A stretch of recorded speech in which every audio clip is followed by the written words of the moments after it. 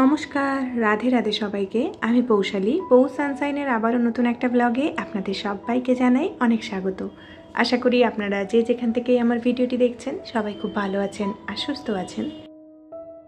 এই সপ্তাহে একদমই সময়ে আমি ভিডিও দিয়ে উঠতে পারিনি। আসলে বাড়িতে টুকটাক অনেক কিছু কাজ চলছে, তো সেই কাজগুলো একা হাতে করতে হচ্ছে বলে না একদমই সময় করে উঠতে পারছিলাম না। কি কাজ করেছি সেটা তো আপনাদের সাথে ধীরে ধীরে ব্লগের মাধ্যমে শেয়ার করব। তো যাই হোক, এখন প্রায় সকাল 6টা মতো বাজে। আজকের ব্লগটা আমি এখন থেকে শুরু করছি। ব্লগ শুরু করার আগে সবার কাছে একটাই রিকোয়েস্ট, ভিডিওর মধ্যে যদি আপনাদের কাছে কোনো অংশ একটু হলেও ভালো লেগে থাকে তাহলে প্লিজ লাইক কমেন্ট করে জানাতে ভুলবেন না। আর আমার এই ছোট্ট পরিবারের নতুন কোনো সদস্য হলে আপনাদের যদি এরকম ধরনের লাইফস্টাইল ব্লগ দেখতে ভালো লাগে তাহলে অবশ্যই চ্যানেলটিকে সাবস্ক্রাইব করে আমার পাশে থাকতে পারেন। উঠে পড়েছিলাম প্রায় 5:30টার দিকে, ঝাড়ু মোছা করে নিয়েছি, তারপরে ব্রাশ করে নিয়েছিলাম। আর কাল রাতের যে ডাস্টবিনটা ছিল সেটা আগে গিয়ে ফেলে এসেছি। তারপরে কিন্তু এখানটায় আমি মপটাকে একটু ভালো করে ধুয়ে নিলাম। আজকে একটু গরম জল করেই ধুলাম। মাঝখানে না গরম জল করে ধোয়া বন্ধ করে দিয়েছিলাম, কারণ মপটা তো খারাপ হয়ে গিয়েছে। তারপরে ভাবতাম যে চেঞ্জ করে ফেলবো, সেই কারণে আর গরম জল দিয়ে ধুতাম না, নর্মাল জলে ধুয়ে নিতাম। তারপরে দেখলাম যখন না চেঞ্জ তো করছি না, এটাকেই এখন ব্যবহার করছি, তাহলে এটাকে আবারও গরম জলে একবার ধুয়ে নেওয়া যাক। তো সেটাকে ধুয়ে রেখে এসেছি আর স্নান করে এখন সোজা চলে এসেছি পুজো করতে।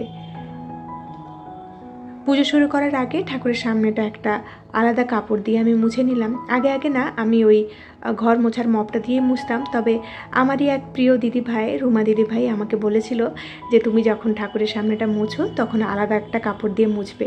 তারপর থেকে আর সেই নিয়ম আমি ব্যতিক্রম করিনি, সব সময় আলাদা একটা কাপড় দিয়ে মুছে থাকি। আর এই তো থালা বাসন সব ধুয়ে চলে এসেছি আমি পুজোটা সেরে নেওয়ার জন্য। এই কিছুদিন আগে পাশে একটা মার্কেটে গিয়েছিলাম, সেখানটায় গিয়ে না এরকম একটা ধূপ দেখতে পেলাম। এমনিতেই ধূপের প্রতি আমার একটা আলাদাই অবসেশন রয়েছে, তো এই ধূপটা দেখতে পেয়ে আর আটকাতে পারিনি, নিয়ে চলে এসেছি। জানি না এটা সুগন্ধটা কেমন হবে, তো এই প্রথমবারের জন্য জ্বালিয়ে দেখব। তবে জানেন কি, এটার গন্ধ খুব একটা বেশি খারাপ লাগেনি। আমার সেরকম ধূপগুলোই বেশি ভালো লাগে, যেটা কমক্ষণ জ্বললেও চলে, তবে না গন্ধটা অনেকক্ষণ থাকে। অনেক ধূপ রয়েছে যেটা জ্বলার সাথে সাথে একটুক্ষণ গন্ধ দেয়, তারপরে কিছুক্ষণ পরে কিন্তু সেই সুগন্ধটা উড়ে যায়। তো এই ধূপটাও কিন্তু সেই ক্যাটাগরি। প্রায় ঘন্টাখানেক মতো জ্বলেছিল, তবে ঠিক নিভে যাওয়ার 10 থেকে 15 মিনিটের মধ্যেই না গন্ধটা উড়ে যায় আর কি। তো যাই হোক, পুজো সেরে এখন চলে এসেছি তুলসী তলাতে জল দেওয়ার জন্য। সকালবেলা না পুজোটা সেরে নিলে মনে অনেক শান্তি লাগে, মনে হয় যেন সংসারের অনেক কটা কাজ সেরে ফেললাম। আর এই যে একটা টবে না 2টো তুলসী লাগানো রয়েছে। আমি যখন ছিলাম না মাঝখানে বলেছিলাম যে তুলসী গাছগুলো শুকিয়ে গিয়েছিল, তারপরে কিন্তু আমার কর্তা এসে অনেকগুলো তুলসী গাছ নিয়ে এসেছে। তো 2টো তুলসীকে একটা টবেই লাগিয়েছে। তো দুঃখের বিষয় হলো তার মধ্যেও কিন্তু একটা তুলসী গাছ আমরা আবারও বাঁচাতে পারিনি, একটুখানি শুকিয়ে গিয়েছে। তো এখনও যত্ন চালিয়ে যাচ্ছি, দেখা যাক তুলসী গাছটা আবার ঠিকঠাক হয় কি না। আসলে তুলসী গাছ না বাড়িতে শুকিয়ে গেলে অনেক খারাপ লাগে। আমি তো যখনই তুলসী গাছ শুকিয়ে যায় তার 2-3 দিনের মধ্যে আবার এনে লাগিয়ে দেওয়ার চেষ্টা করি। মনে হয় যেন তুলসী গাছ থাকলে বাড়িতে একটা প্রোটেকশন রয়েছে আর কি। তো যাই হোক, সকালবেলা উঠে গাছগুলোতে একটু জল দিয়ে দিলাম। মাঝখানে না বেশ কয়েক মাস হয়ে গিয়েছে আমি গাছগুলোকে সেরকমভাবে যত্ন করতে পারি না। তো দেখুন তার পরিণাম এটা দাঁড়িয়েছে। এই যে স্বামী গাছটা রয়েছে না, সেখানটা একটুখানি পোকা ধরে গিয়েছে। আজ করব কাল করব বলে কাজের চাপে করা হয়ে উঠছিল না। তো আজকে সকালবেলা ভাবলাম যে হাতে যেহেতু সময় রয়েছে তো এই পোকাগুলোকে একটু সরিয়ে দিই। গাছের পাতাগুলো তো কাটিনি, আমার কর্তা বলেছিল হাতে করে পোকাগুলোকে একটু সরিয়ে দেওয়ার জন্য। তো ওর কথা মতোই করলাম আর কি। তো সমস্ত পোকাগুলোকে সরিয়ে দিয়েছি। বেশ সাদা সাদা ধরনের পোকা হয়েছিল। এগুলোতে একটুখানি নিমের অয়েলকে যদি জলের মধ্যে মিশিয়ে স্প্রে করা যেত না তাহলে খুব ভালো হতো, তবে ইমিডিয়েট তো নিম অয়েল আনতে পারছি না, সেই কারণে হাত দিয়ে সরিয়ে দিলাম। ইচ্ছে রয়েছে পরের মাসে না একটুখানি ভিটামিন আর নিম অয়েল এনে গাছগুলোতে দেওয়ার জন্য আর কি। আর অনেক দিন ধরে ফেলে রাখা আরেকটা কাজও আজকে সকালবেলা সেরে ফেললাম। সকালবেলা উঠলে না এরকম ছোটোখাটো অনেকগুলো কাজ কিন্তু চটজলদি সেরে নেওয়া যায়। তো ঠাকুরের কয়েকটা কাপড় ছিল, সেগুলোকে একটু সার্ফের জলে ডুবিয়ে দিয়েছি, একটু পরে ধোয়াধুয়ি করে নেব। আর এই সপ্তাহে কর্তামশাইয়ের নাইট ডিউটি চলছে। এই সমস্ত কাজ বাজ সেরে উঠতে উঠতে দেখলাম ও বাড়ি ফিরে এসেছে। তো কালকে রাত্রেবেলা না একটুখানি ওটস দইয়ের মধ্যে ভিজিয়ে রেখেছিলাম, মানে ওভারনাইট ওটস করে রেখেছিলাম। সেটাকেই ভাবছি ওকে সকালবেলা ব্রেকফাস্টে দিয়ে দেবো। অল্প একটুখানি রেখে দেবো, মেয়ে যখন ঘুম থেকে উঠবে ওকে একটুখানি স্মুদি করে দেবো আর কি। তো এখানটায় ওটস রয়েছে, দই রয়েছে, একটুখানি দুধ রয়েছে, তার সাথে চিয়া সিডস রয়েছে। আর এই যে 2 টুকরো আপেল রেখে দিলাম, মেয়ে যখন ঘুম থেকে উঠবে আপেলের সাথে সব কিছু মিশিয়ে একটা স্মুদি বানিয়ে ওকে দিয়ে দেবো। ওকে খাওয়ানোটাও কিন্তু আজকাল খুব চাপের টাইপের ব্যাপার হয়ে গিয়েছে। ওকে না সকালবেলা এই স্মুদিটা বানিয়ে আমি বলি এটা লস্যি বললে ও খেতে খুব পছন্দ করে, তো লস্যি ভেবেই কিন্তু ও খেয়ে নেয়। ওটস যদি বলি না ও একদমই খেতে চায় না। তো যাই হোক, হাজব্যান্ডের জন্য এখানটায় স্মুদি বোলটাও বানিয়ে নিয়েছি, একটুখানি বেদানা আপেল দিয়েছি, তার সাথে একটু মধু দিয়েছি, কিছু ড্রাই ফ্রুটস, আর কাল রাত্রেবেলা ওর জন্য একটুখানি শরবত ভিজিয়ে রেখেছিলাম সেটাও দিয়ে দিলাম। এখন যা গরম পড়েছে, কুতিলা তার সাথে সাথে পালো মিষ্টি সব কিছু কিন্তু আমি শরবতের মধ্যে দিয়ে দিই যাতে শরীরটা একটু ঠান্ডা থাকে আর কি। এখন বাজে সকাল প্রায় 9টা মতো। আপনাদের সাথে আবারও একবার আমার দেখা হচ্ছে। ঘুম থেকে উঠিয়েছি মেয়েকে, উঠিয়ে ওকে ফ্রেশ করিয়ে একটু বসিয়েছি জলটা দিয়ে, আর এদিকে কিন্তু ঝটপট আমি রান্নাটা বসিয়ে দিয়েছি।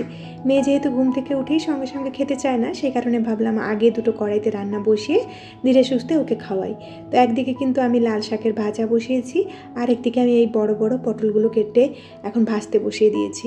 আজকে না পটলের একটা নতুন রেসিপি বানাবো, যেটা আমি আগে কখনোই বানাইনি, এই প্রথমবারের জন্য বানাচ্ছি।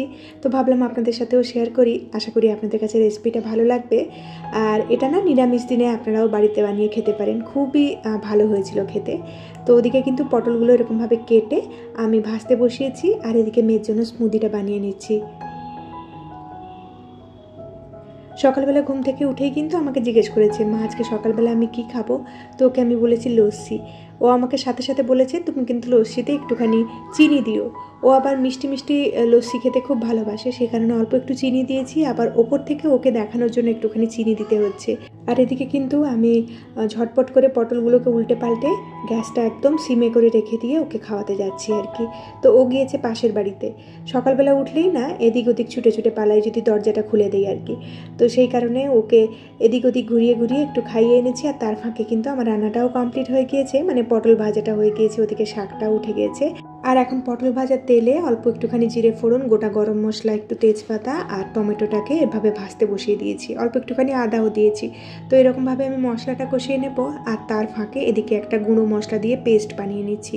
জিরে গুঁড়ো, ধনে গুঁড়ো, লঙ্কা গুঁড়ো, হলুদ গুঁড়ো আর একটুখানি সবজি মশলা দিয়েছিলাম, যেটা আপনাদেরকে দেখানো হয়নি। তো এর মধ্যে একটুখানি জল দিয়ে একটা পেস্ট বানিয়ে নিয়েছি। অর্ধেকটা দিলাম এই টমেটোর মধ্যে, মানে টমেটো দিয়ে যেটা আমি গ্রেভি বানাচ্ছি তার মধ্যে, আর অর্ধেকটা যে মশলা রয়েছে এর মধ্যে একটু আদা বাটা আর কাঁচা লঙ্কা দিয়ে এদিকে আরেকটা মশলা কষিয়ে নিচ্ছি। এখানেও কিন্তু আমি তেলের মধ্যে একটু জিরে ফোড়ন, তেজপাতা দিয়েছি। মশলা থেকে তেল বেরিয়ে গিয়েছে, এর মধ্যে আমি আবারও একটা টমেটো দিয়ে দিলাম। আসলে টমেটোটা আগে দিলেও হতো, তবে আমি একদম ভুলে গিয়েছিলাম টমেটো দিতে, তাই শেষে দিলাম। টমেটোটা যতক্ষণ গলছে এদিকে আরও একটা মশলা বানিয়ে নিচ্ছি, যেটা দিয়ে আমি পটলের তরকারিটা করব। তো একটুখানি কাজুকে বেটে নিয়েছি, তার মধ্যে অল্প একটুখানি দই দিয়েছি, তবে আজকে না দইটাকে আমি আগে থেকেই বাইরে বের করে নর্মাল টেম্পারেচারে করে নিয়েছিলাম। তো দই আর কাজুটাকে আবারও একবার ভালো করে পেস্ট বানিয়ে নিলাম, অল্প একটুখানি জলও দিয়েছিলাম। তো এই পেস্টটাকে আমি এদিকের মশলার মধ্যে দিলাম আর কি। তো এখন কিন্তু মশলাটাকে তাড়াতাড়ি কষাতে হবে বলে আমি কড়াইটাকে এক্সচেঞ্জ করে এদিকের বার্নারে নিয়ে নিয়েছি। দেখুন মশলাটা থেকে আবারও তেল বেরিয়ে এসেছে। আমি এর মধ্যে একটুখানি গ্রেটেড পনির দিয়ে দিলাম, আপনারা চাইলে ছানাও দিতে পারেন। তো আবারও মশলার সাথে মাখো মাখো করে নিয়ে ভেজে রাখা পটলগুলোকে দিয়ে দিয়েছি, আর অল্প একটুখানি জল দিয়ে এটাকে আমি ফুটতে দেবো। খুব একটা বেশি জল দেওয়া যাবে না, কারণ এই রান্নাটা না একদম মাখো মাখো হবে, গরম গরম ভাতের সাথে খুবই ভালো লাগে। তো এরকমভাবে এটাকে আমি ফুটতে বসিয়ে দেবো।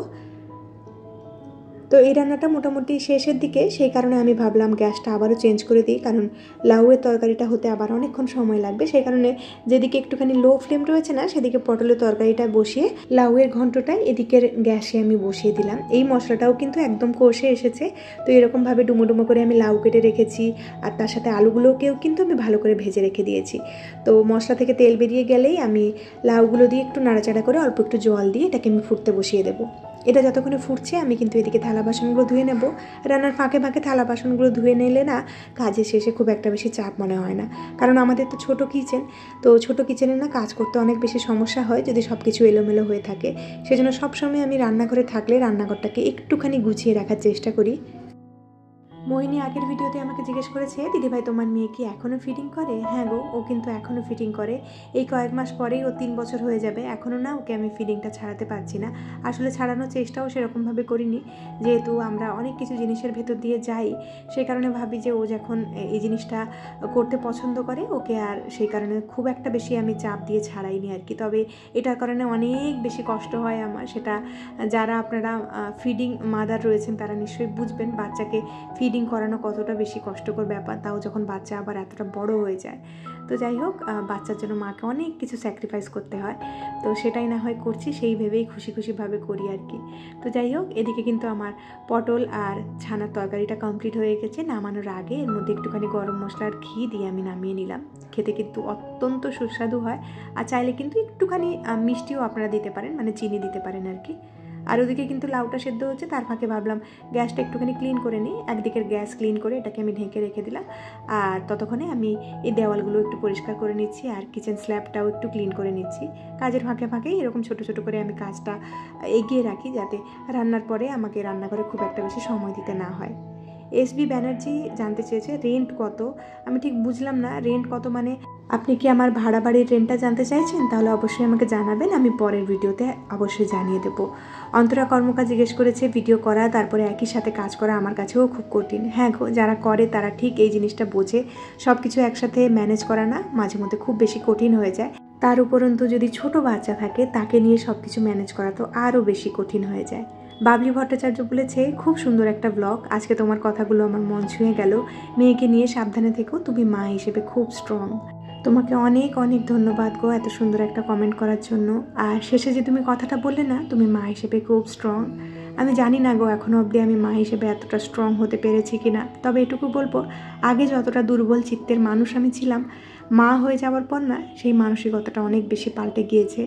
এখন অনেক কঠিন কঠিন পরিস্থিতির সম্মুখীন হয়ে না মাঝে মধ্যে মনে হয় আমার ভেতরে যে ফিলিংসগুলো ছিল না সেগুলোও বুঝি দিনের পর দিন চলে যাচ্ছে আর কি। তো যাই হোক, সময় সব কিছুর কথা বলবে, সময় আমাকে বুঝিয়ে দেবে সত্যি আমি স্ট্রং হতে পেরেছি কি পারিনি। যাই হোক, কথা বলতে বলতে অনেক কটা কাজ সেরে ফেললাম।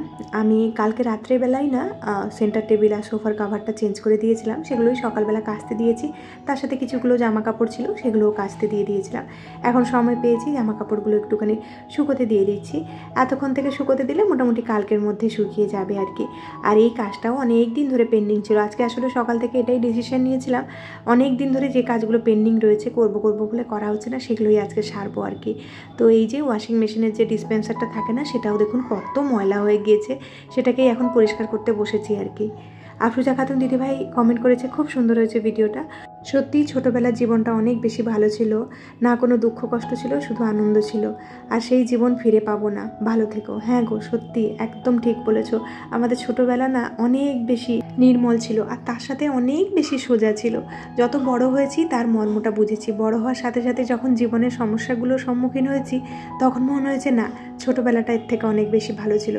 ছোটোবেলায় না এত চিন্তা থাকতো, না কিছু থাকতো, শুধুমাত্র চিন্তা বলতে কি পড়াশোনাটা করতে হবে, ভালো রেজাল্ট করতে হবে, তার বাইরে আমাদের কোনো চিন্তা থাকতো বলুন? সব কিছুই বাবা মার ওপর দিয়ে বেরিয়ে যেত। আর এখন নিজে বাবা মা হয়ে বুঝতে পারছি যে বড় হওয়া আর বড় হয়ে জীবনে বড় বড় সিদ্ধান্ত নেওয়া, আর বিশেষ করে একটা বাচ্চাকে মানুষ করা, তার ভবিষ্যৎ গড়া কতটা কঠিন কাজ।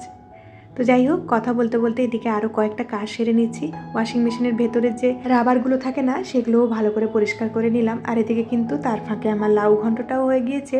কাজের ফাঁকে ফাঁকে রান্নাটা একটু দেখে নিচ্ছিলাম। তো লাউগুলো সেদ্ধ হয়ে গিয়েছে, আর আলু তো আগে থেকে সেদ্ধ হয়েছিল। তো এরকম ঝোল ঝোল রেখে একটুখানি আমি ঘি দিলাম এর মধ্যে, এরকম নাড়াচাড়া করেই কিন্তু এটাকে আমি নামিয়ে নেব। লাউয়ের ঘন্ট যে এত টেস্টি হয় সেটা আমার জানা ছিল না। এই রেসিপিটাও আমি প্রথমবার ট্রাই করলাম, এটাও কিন্তু খেতে খুব ভালো হয়েছিল। আর এই তো রান্নাঘরে কাজবাজ কমপ্লিট করে এখন আমি বেসিনটাও ক্লিন করে নিচ্ছি। কথা ও আবৃত্তি আইডি থেকে দিদিভাই কমেন্ট করেছে রাধে রাধে, লাইক দিয়ে পুরো ভিডিওটা দেখে নিলাম, বেশ ভালো লাগলো, তাই নতুন বন্ধু হয়ে কানেক্ট হয়ে গেলাম। থ্যাংক ইউ সো মাচ আমার এই ছোট্ট পরিবারে আসার জন্য। আশা করি আগামী দিনগুলোতেও এভাবে আমার পাশে থাকবেন। আর এই তো রান্নাবান্না সেরে এখন আমি একটুখানি মাথায় তেল দিতে বসেছি। তার আগে কিন্তু মেয়েকে একটুখানি মাসাজ করে দেবো। তাহলে চলুন আজকের মতো ভিডিওটা এখানেই শেষ করছি।